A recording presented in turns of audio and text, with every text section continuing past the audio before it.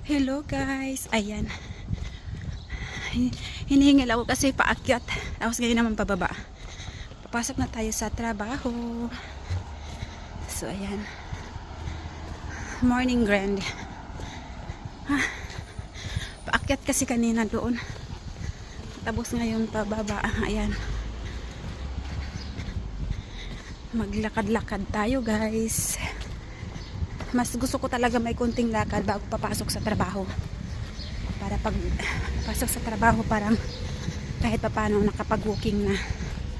Tapos mamaya mag-walking naman ng almost 1 hour lang kasi normally 2 hours or 2 to 3 hours kami nasa labas ng alaga ko. Pero yung the rest after 1 hour walking maglaro na lang sa